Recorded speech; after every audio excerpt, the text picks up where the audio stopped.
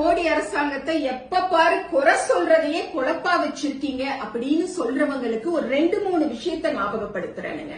மோடி ஆட்சி வந்த பிறகு தமிழ்நாட்டுல வருமான வரி ஆய்வாளர்கள்னு ஒரு 1300 பேர் போட்டிருக்காங்க. அதுல ஒருத்தர் கூட தமிழர் கிடையாது. அடுத்து ஹையர் அபிஷியல் லெவல்ல வருமான வரி கண்காணிப்பாளர்கள்னு ஒரு 172 பேருக்கு வேலை கொடுத்திருக்காங்க. ஒருத்தர் கூட தமிழர் கிடையாது.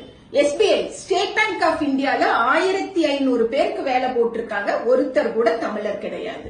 சதர்ன் ரயில்வேஸ்ல திருச்சி கோட்டத்துல மட்டும் 1765 பேருக்கு வேலை கிடைச்சிருக்கு. ஆனா ஒருத்தர் கூட தமிழர் கிடையாது. திருச்சி பொன்மலை ரயில்வேஸ்ல கிட்டத்தட்ட 3800 பேருக்கு வேலை போட்டாங்க இல்லைங்களா? அதுல 80% மக்கள் வடக்க இருந்து வந்தவங்க தான்.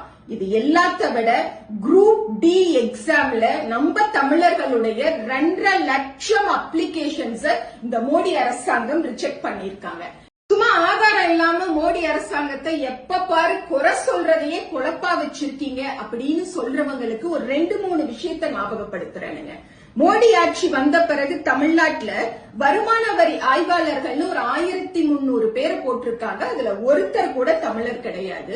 அடுத்து ஹையர் அபிஷியல் லெவல்ல வருமான வரி கண்காணிப்பாளர்கள்னு ஒரு 172 பேருக்கு வேலை கொடுத்திருக்காங்க. ஒருத்தர் கூட தமிழர் கிடையாது. SBI ஸ்டேட் பேங்க் ஆஃப் இந்தியால 1500 பேருக்கு வேலை போட்டிருக்காங்க. ஒருத்தர் கூட தமிழர் கிடையாது. சதர்ன் ரயில்வேஸ்ல திருச்சி கோட்டத்துல மட்டும் 1765 பேருக்கு வேலை கிடைச்சிருக்கு. ஆனா ஒருத்தர் கூட தமிழர் கிடையாது. திருச்சி பொன்மலை ரயில்வேஸ்ல கிட்டத்தட்ட 3800 பேருக்கு வேலை போட்டாங்க இல்லைங்களா? அதுல 80% மக்கள் வடக்க இருந்து வந்தவங்க தான்.